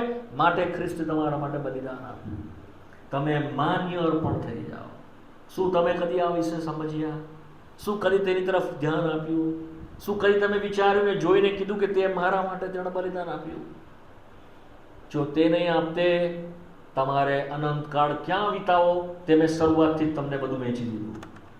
જો આ વચન તમે નહીં સમજી શક્યા, ફરીને આ કદાચ યુટ્યુબ પર મૂકીશું, વારંવાર આ વચન સાંભળજો, પણ તમે આ બાબતથી કન્ફર્મ થઈ જજો, તમારા માટે બીજી કોઈ આશા નથી. There is no hope outside of Christ. ખ્રિસ્તની બહાર તમારા માટે કોઈ આશા નથી. બટ જો તમે ખ્રિસ્તમાં છો તો તમે નવી ઉત્પત્તિ છો. જો તમે ખ્રિસ્તમાં છો તો તમે બચી ગયેલા પાપી છો. You are saved sinner. તમે બચેલા પાપી છો. દુનિયામાં દેવ બે જ લોકોને જુએ છે, બે જ. એક બચેલો પાપી અને એક નહીં બચેલો પાપી. એની દ્રષ્ટિમાં કોઈ હિન્દુ, મુસ્લિમ, ખ્રિસ્ત, ઈસાઈ એવા બધું નથી. એની દ્રષ્ટિમાં બે જ છે માણસ. એક બચી ગયેલા પાપી, પાપી તો બંને પાપી. એક બચી ગયેલા, એક નહીં બચેલા. તમે કેમાં આવો છો? તમે શેમાં આવો છો? શું તમે બચી ગયેલા પાપી છો? શું હૃદય પર હાથ મૂકીને કન્ફર્મ કહી શકો છો, હમણાં જો મરી જાઓ, right now I will go to the heaven, હું સ્વર્ગમાં જઈશ? જો અહીંયા મારી આંખ બંધ થઈ જાય, મારી આંખ મારા પ્રભુને જોશે, શું ખાતરીથી કહી શકો છો? જો હમણાં પ્રભુનું આવવાનું થાય, તમે તેને મળવા માટે તૈયાર નહીં, તો ઉચકાઈ જશો, શું ખાતરીથી કહી શકો છો? જો નથી તો પસ્તાવાની જરૂર છે. રાઈટ નાઉ, હમણાં જ. ફરીને ફરી પ્રભુ તક નહીં આપે. પ્રભુનું વચન સાફ કહે છે, મારો આત્મા સદા વાત નહીં કરે. વારંવાર મારો આત્મા વાત નહીં કરે. ઉત્પત્તિના 6 અધ્યાયમાં પ્રભુ કહે છે. માટે હમણાં જ માન્ય કાળ છે, હમણાં જ તારોનો દિવસ છે. શું કરવાનું છે? શું યાત્રા કરવાની? જાત્રાએ જવાનું? હિમાલય પર ચડી જવાનું? સાધુ બની જવાનું? તપ કરવાની? ઉપવાસ કરવાના? દાન ધર્મ કરવાનું? એવું કહે છે? ના. સુવાર્તા એ કહે છે, તું તારે મોડે ઈસુને પ્રભુ તરીકે કબૂલ કર. રોમિયોનો પત્ર તેનો 10મો અધ્યાય. રોમિયોનો પત્ર 10મો અધ્યાય. ઝડપથી આવો. રોમિયોનો પત્ર 10મો અધ્યાય.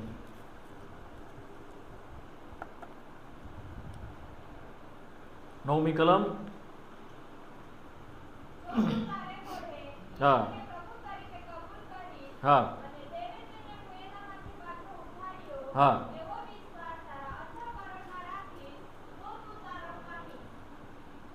શું કરવાનું છે? હા, પછી કલમ વાંચો.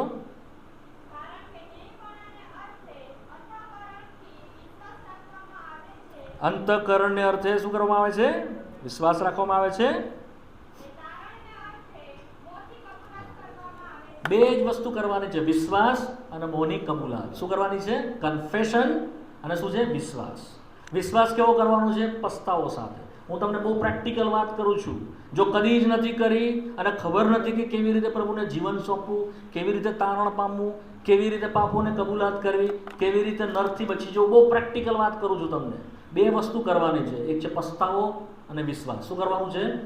પસ્તાવો અને એક જ વખત જીવનમાં. પસ્તાવો કેવો કરવાનો છે? મુજ પાપી પર દયા કર. શું કરવાનું છે? પસ્તાવો એટલે એ નથી કે લોકો રડ્યા કરીએ, હંમેશા પોતાના પાપ સંબંધી આપણે દુઃખી થયા કરે. માટે ઘણી બધી મિટિંગોમાં જોઈએ છે, દર વખતે લોકો હાથ ઊંચો કરે, દર વખતે પ્રભુ મને માફ કર, મને માફ કર, રોજ. નો, એક જ વખત જીવનમાં ખરા મનથી. પસ્તાવો એટલે શું છે? આપણે પૂર્વમાં જતા હતા અને ફરી જઈએ પૂરી રીતે પશ્ચિમની તરફ, એ છે પસ્તાવો. એટલે જો પાપ તરફ જતા હતા, જગત તરફ જતા હતા, શૈતાન તરફ જતા હતા, ફરી જઈએ કમ્પ્લીટલી પ્રભુની તરફ, એ છે પસ્તાવો. The change of mind. શું કહેવાય છે ને? મનનું બદલાવ. શું છે? મનનું બદલાવ. પ્રભુ બસ હવે તારા માટે. આ પસ્તાવો છે. ઘણા બધા લોકો મીટિંગોની અંદર રડી રડીને ધૂળ આળોટિયા જ કરે, બૂમા બૂમ કરી નાખે, કદી જ તેઓના હૃદય બદલાતા નથી. ઢોંગ સિવાય બીજું કંઈ દેખાતું નથી. એક દિવસ તમારા જીવનમાં આવવો પડે શ્યોરિટીની સાથે, બસ પ્રભુ હવે મારા અત્યાર સુધી મેં જે કર્યું મને માફ કર, હવે તારા માટે. એ છે પસ્તાવો. આ શું છે? વિશ્વાસની સાથે પસ્તાવો. વિશ્વાસ કેવો છે? ઈસુ ખ્રિસ્ત મારા માટે મરાયો, મારા બદલે તેણે કિંમત ચૂકવી, એ છે વિશ્વાસ. ત્રીજું શું કરવાનું છે? કબૂલાત. શું કરવાની છે? કન્ફેશન. કેવી કબૂલાત કરવાની છે? તે મારો તારનાર અને પ્રભુ છે. શું કરવાની છે કબૂલાત? ઈસુ ખ્રિસ્ત મારો તારનાર અને પ્રભુ છે. બીજું શું કબૂલ કરવાનું છે? આપણા પાપ કબૂલ કરવાના છે. શું કરવાનું છે? આપણા પાપ. આટલું જ કરવાનું છે, આપણું તારણ થઈ જાય છે. સમજ પડી ગઈ વાતમાં? ઓકે, હવે અહીંયા 11મી કલમ વાંચો, 10 ને 11. હા, જેના ઉપર કોઈ વિશ્વાસ કરશે તે શું કરશે નહીં? હા, યશાયા 28 માંથી આ કલમ લેવામાં આવી છે. વાંચી જાઓ 28 ને 16. યશાયા 28 ને 16 ઝડપથી વાંચજો.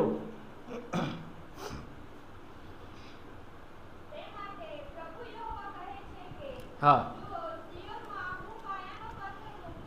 હા હા હા હા હા, જે વિશ્વાસ રાખે તે ઉતાવળો, પણ ખડો અર્થમાં રોમિયોનો પત્રમાં જે કલમ લખી છે તે છે. જે વિશ્વાસ કરશે તે શું થશે છે? શરમાશે નહીં. એ ખડકની ઉપર જ્યાંથી આપણે શરૂઆત કરી, યશાયા ગીત શાસ્ત્ર 40 ને 2 માં, એ ખડકની ઉપર જો તમે વિશ્વાસ મૂકશો, તમે બચેલા રહેશો, તમારે શરમાવું નહીં પડે. શા માટે મેં પસ્તાવો કર્યો? શા માટે મેં પ્રભુને જીવન સોંપ્યું? શા માટે મારા જુવાનીના આટલા બધા સારા દિવસ મેં વિતાવીને પ્રભુના માટે આપી દીધા? તમારે પસ્તાવો કરવો નહીં પડે, તમારે શરમાવું નહીં પડે. એ કસી જોયેલો પથ્થર છે, ટેસ્ટેડ છે ઇંગ્લિશમાં, કસાયેલો પથ્થર છે. જો તમે એના પર ભરોસો મૂકશો, તે તમને નિષ્ફળ જશે નહીં. પૃથ્વી પરના માણસો નિષ્ફળ જશે, તમને, તમારા પતિ નિષ્ફળ જશે, તમારા પત્ની નિષ્ફળ જશે, તમારા બાળકો નિષ્ફળ જશે, તમારા મિત્રો નિષ્ફળ જશે, તમારા સગા નિષ્ફળ જશે. પૃથ્વી ઉપર જેની ઉપર તમે વિશ્વાસ કરી શકો એ બધી વ્યક્તિઓ તમને નિષ્ફળ જશે. તે તમને નિષ્ફળ જશે નહીં. તે તમને કદી મૂકી દેશે નહીં, કદી તજી જશે નહીં, તે તમને છોડી દેશે નહીં. એવો એ તારણનો ખડક છે. શું છે? રોક ઓફ અવર સાલ્વેશન. શું છે? હા, હવે આવી જાઓ, ઝડપથી પૂરું કરવાના છે. ગીતશાસ્ત્ર 49. ગીતશાસ્ત્ર 49. આ થોડી કલમો વાંચીને બંધ કરીશું આપણે.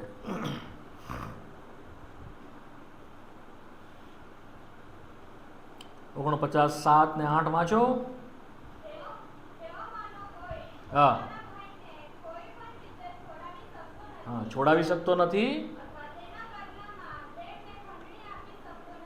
હા હા, આપણા પ્રાણોની ખંડડી. ખંડડી એટલે શું ખબર છે? કિંમત. શું છે? અમૂલ્ય છે. વાંચ્યું ને તમે? શું લખ્યું તાંગડી? તેના પ્રાણની કિંમત કેવી છે? અમૂલ્ય છે. અવર સોલ ઇઝ સો પ્રેશિયસ. કોઈ પોતાના ભાઈને બચાવી શકતો નથી. પણ વાંચીએ છીએ માથીની સુવાર્તાના 20મા અધ્યાય 28મા કલમમાં, તેણે એટલે માણસનો દીકરો સેવા કરાવવાને નહીં પણ સેવા કરવાને તથા ઘણાઓને પાપોની માફીને માટે ખંડણીને સારું પોતાનો જીવ આપવાના આવ્યો. તેણે ખંડણી પોતાના લોહીથી ભરી આપી, કિંમત પોતાના લોહીથી તેણે ચૂકવી આપી. માટે જે રાત્રે તેને પરસ્વાધીન કરવામાં આવ્યો તે રાત્રે તેણે રોટલી લીધી અને પ્યારો લીધો અને આપતા કહ્યું, તમારે સારું વેવડાવવામાં આવેલું મારું લોહી છે, તમારે સારું તોડવામાં આવેલું ભાંગવામાં આવેલું મારું શરીર છે, એ મારી યાદગીરી મેં કરું. કેમ? કારણ કે એ કિંમત તેણે ચૂકવેલી છે. તમે મેજમાંથી ભાગ લો છો કે નહીં મને ખબર નથી, પણ અમારા ત્યાં દર રવિવારે મેજ હોય છે વચ્ચે સેન્ટરમાં. અમે દર રવિવારે મેજમાંથી ભાગ લેતા એને યાદ કરીએ છીએ. માટે અમે અમારા પાપોથી અને અમારા અપરાધોથી એ અમને સચેત કરે છે, અમને બચાવે છે, અમને તરત યાદ કરાવે છે કે અમારા પ્રભુએ કેટલી મોટી કિંમત ચૂકવી આપી છે. માટે પૃથ્વી પર ગાફેલ રહેતું જીવનથી અમને બચાવવામાં આવે છે. એના માટે ભક્તિભાવવાળું જીવન જીવવા માટે અમને કૃપા આપવામાં આવે છે. એની સાથેની નજીક ચાલવાના માટે અમને બળ આપવામાં આવે છે. તમારી મધ્યે જો મેજ નથી તો તમે સૌથી દુર્ભાગ્યપૂર્ણ લોકો છો. I am sorry to say that. મને માફ કરજો કે આ શબ્દ હું બોલું છું, but it is a miserable if you do not have a table among you. તમારી મધ્યમાં જો મેજ નથી તો તમે સર્વથી દુર્ભાગ્યપૂર્ણ એવા લોકો છો. કારણ કે તમે પ્રભુનું મરણ યાદ કરી શકતા નથી. જે કિંમત તમારા માટે ખંડણીના માટે ભરી આપવામાં આવી, જે અમૂલ્ય છે, દેવના દીકરાનો પ્રાણ, તેને તમે યાદ કરી શકતા નથી. પ્રભુની ઈચ્છા એવી નથી. દર રવિવારે તેમાંથી તમે ભાગ લો, યથાયોગ્ય સિદ્ધ કરીને ભાગ લો, ઠીકઠાક કરીને ભાગ લો. જો પ્રભુની ઈચ્છા હશે ને કોઈ આ રવિવારે તમારી વચ્ચે આવી સવારે, તો તમને શીખાડીશ અથવા સમજાવીશ કે લોર્ડ્સ ટેબલ શું છે, પ્રભુની મેજ શું છે. હવે વધારે આગળ નહીં જઈએ. 14-15 કલમ વાંચો. 14 ને 15 ગીતશાસ્ત્ર 49 14 ને 15. હા હા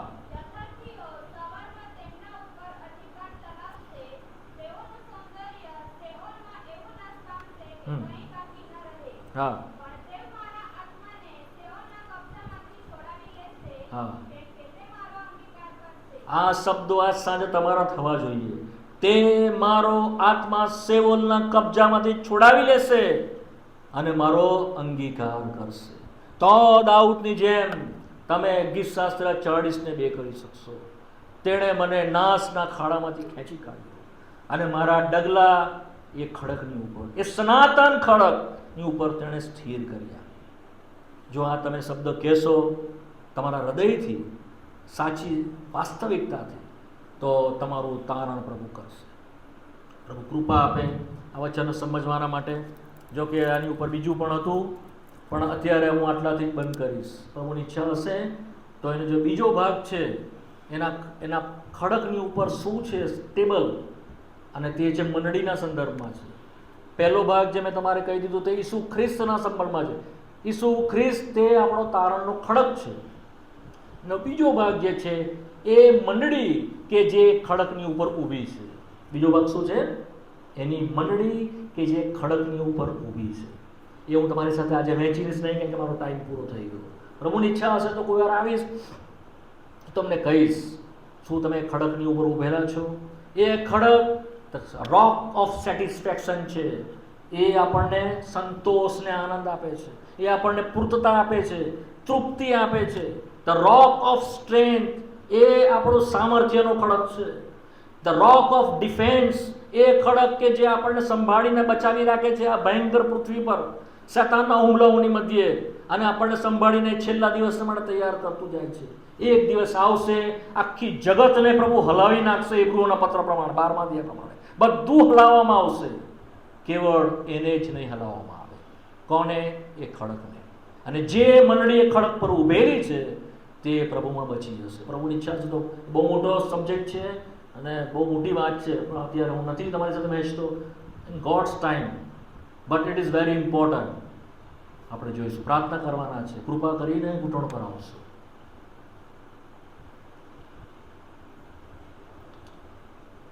કૃપા કરીને ઘૂંટણ પર આવશો, થોડોક સમય શાંત રહેજો, કોઈ પણ જાતનો અવાજ નહીં કરતા, કોઈ પણ જાતની બૂમો ચીસો નહીં પાડતા અને પ્રાર્થના કરો.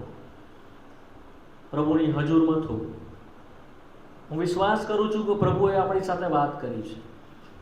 જે ભયંકર નરકાગ્નિ છે કે જેની સાથે શૈતાનને માટે બનાવવામાં આવ્યા, એના દૂતોના માટે આપણો કોઈ ભાગ તેમાં નહોતો, પણ પાપના સંતાન હોવાના કારણે, શૈતાનના સંતાન બની ગયેલા હોવાના કારણે આપણો ભાગ તેની અંદર આવી પડ્યો. આપણે કોઈ રીતે તેમાંથી બચી શકતા નથી, કોઈ રીતે પોતાના બળથી છૂટી શકતા નથી.